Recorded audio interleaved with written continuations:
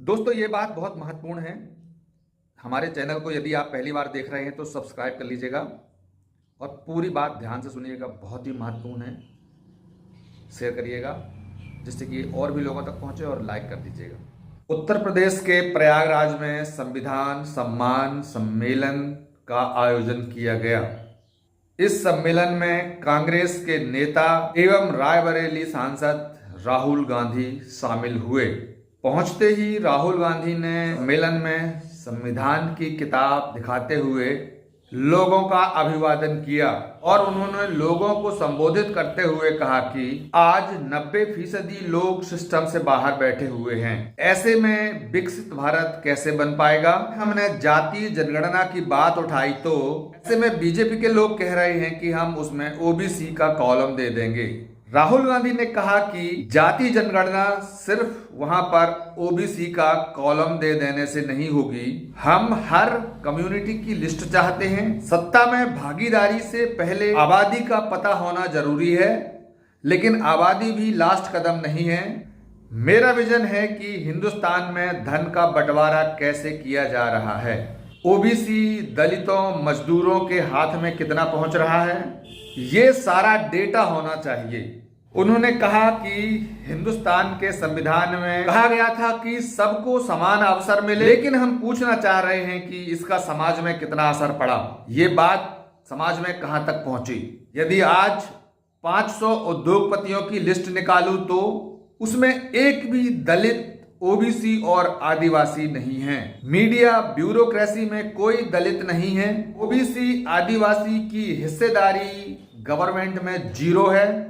जाति जनगणना हमारे लिए सिर्फ गिनती नहीं, ये पॉलिसी का फ्रेमवर्क है।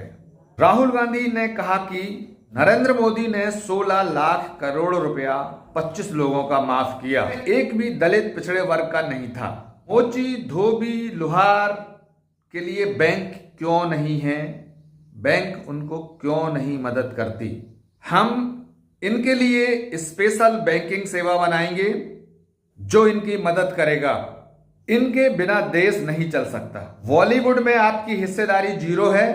मैंने मिस इंडिया की लिस्ट निकाली, उसमें न दलित आदिवासी ओबीसी का एक भी नाम नहीं मिलेगा। क्या आपने कभी मीडिया में किसी मोची का इंटरव्यू लेते हुए देखा है? आपको एक भी नहीं मिलेगा। दलित आदिवासी ओबीसी कितने हैं? हम कहते हैं कि 90% लोगों की हिस्सेदारी है। चेक कर लो। तो बीजेपी वाले कहते हैं आप देश को बांट रहे हो। जाति जनगणना संविधान को मजबूत करने का काम है। गरीबी और अमीरी के बीच की खाई को मिटाने का काम है। गरीब और गरीब हो रहा है, अमीर और अमीर होता जा रहा है। अगर इस खाई को मिटाना है तो जाति जनगणना बहुत जरूरी है। राहुल गांधी ने कहा कि पुराने जमाने में जो राजा महाराजाओं का मॉडल चलता था, आज नरेंद्र मोदी वही मॉडल देश में चलाने की कोशिश कर रहे हैं, लेकिन हमने उनको संविधान के आगे झुकवा दिया है। मोदी जी अपने आप को नॉन बायोलॉजिकल मतलब अवतार समझने लगे हैं। उनको लगता है कि हम ऊपर से आए हैं। आज महंगाई आसमान छू रही है। मोदी जी का मीडिया कह रहा है कि महंगाई कंट्रोल है। जाति जनगणना को रोका नहीं जा सकता। इंस्टीट्यूशन सर्वे, इकोनॉमिक सोशल सर्वे नहीं रुकेगा। अगर ये आप नहीं करोगे तो दूसरे प्रधानमंत्री आएंगे, वो करेंगे, लेकिन जाति जनगणना जरूर होगी। राहुल गांधी ने कहा कि मैं 2004 से राजनीति कर रहा हूं।